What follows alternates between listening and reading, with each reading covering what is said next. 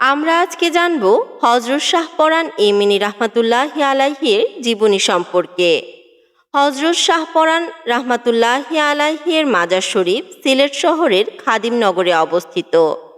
হজরত শাহজালাল ইমিনী রাহমাতুল্লাহি আলাইহির মাজার শরীফ থেকে যার দূরত্ব ৭ কিলোমিটার। হজরত শাহ পরাণ ইমিনী রাহমাতুল্লাহি আলাইহির জন্ম ইয়েমেনের হাদ্রামাউত অঞ্চলে।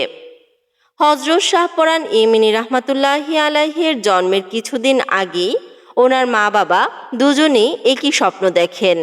ওনার মা স্বপ্ন দেখেন আকাশ থেকে নক্ষত্ররাজি নেমে এসে ওনার মাকে কি যেন সুসংবাদ দিতে চাচ্ছেন। যেই সংবাদ শুনে পুরো এলাকাবাসী আনন্দে মাতোয়ারা হয়ে গেছে। এই স্বপ্ন দেখে ওনার মা ওনার বাবার সাথে স্বপ্ন শেয়ার করেন। স্বপ্ন শুনে ওনার বাবাও বলেন, আমিও এমন একটি স্বপ্ন দেখেছি। হজরত শাহ পরাণ রাহমাতুল্লাহি আলাইহির বাবার নাম মোহাম্মদ, যিনি ছিলেন একজন দরবেশ।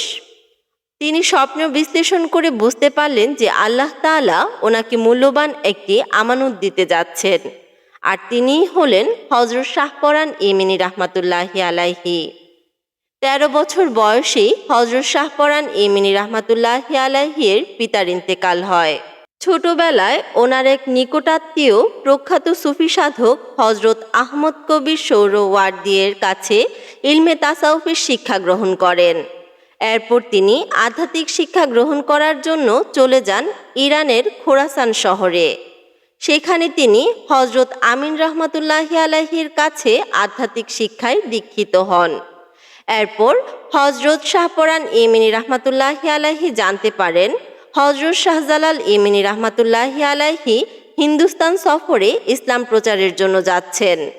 হজরত শাহ পরাণ ইমিনী রাহমাতুল্লাহি আলাইহি ইরান থেকে হজরত শাহজালাল ইমিনী রাহমাতুল্লাহি আলাইহি এর সাথে সফরসঙ্গী হিসেবে দিল্লিতে আসেন, এরপর সিলেটে আসেন।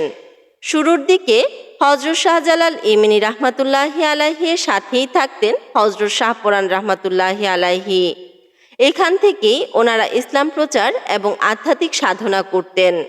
হজরত শাহজালাল ইমিনী রাহমাতুল্লাহি আলাইহি দিল্লি থেকে আসার পথে হজরত নিজামুদ্দিন আউলিয়া রাহমাতুল্লাহি আলাইহি হজরত শাহজালাল ইমিনী রাহমাতুল্লাহি আলাইহিকে 2 জোড়া সুরমা রঙের কবুতর উপহার দেন। হজরত শাহজালাল ইমিনী রাহমাতুল্লাহি আলাইহি তা হজরত শাহ পরাণ ইমিনী রাহমাতুল্লাহি আলাইহিকে দেখাশোনার জন্য দেন। কবুতরগুলো যখন বংশবৃদ্ধি করা শুরু করে তখন হজরত শাহ পরাণ ইমিনী রাহমাতুল্লাহি আলাইহি প্রতিদিন একটি করে কবুতর খাওয়া শুরু করলেন, কিন্তু তিনি কবুতরগুলোর পালক নিজের কাছেই রেখে দিতেন। এই খবর এক ব্যক্তি হজরত শাহজালাল ইমিনী রাহমাতুল্লাহি আলাইহিকে গিয়ে বললেন, আপনার ভাগিনা আপনার সব কবুতর খেয়ে ফেলেছে।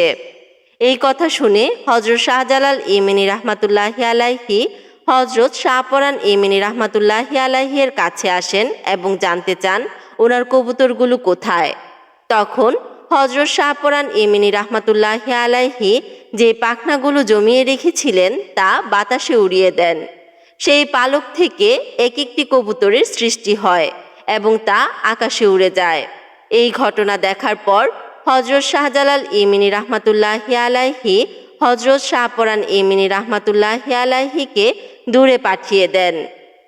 এই ঘটনার পর থেকে হজরত শাহ পরাণ ইমিনী রাহমাতুল্লাহি আলাইহি সিলেটের খাদিমনগরে একটি টিলার উপরে বাস করা শুরু করেন। এখান থেকেই তিনি ইসলাম প্রচার করতেন এবং জীবনের শেষ দিন পর্যন্ত এখান থেকেই তিনি ইসলাম প্রচার করে গিয়েছেন। হজরত শাহ পরাণ ইমিনী রাহমাতুল্লাহি আলাইহির মাজার শরীফের নিকটে যে একটি বড় বৃক্ষ দেখা যায় তা হজরত শাহ পরাণ ইমিনী রাহমাতুল্লাহি আলাইহির ব্যবহৃত লাঠি মুবারক থেকে জন্ম নিয়েছে। তিনি যে লাঠি ব্যবহার করতেন ওনার লাঠি মুবারক ওনার বিদায়ের পর এখানে পুঁতে রাখা হয়েছিল, আর সেখান থেকেই এই গাছটির সৃষ্টি হয়। হজরত শাহ পরাণ ইমিনী রাহমাতুল্লাহি আলাইহির মাজার শরীফ প্রাঙ্গণে মুঘল আমলে নির্মিত একটি মসজিদও রয়েছে। 1386 সালে হজরত শাহ পরাণ ইমিনী রাহমাতুল্লাহি আলাইহি বিদায় নেন এবং এখানেই পাহাড়ের উপরে ওনাকে সমাহিত করা হয়।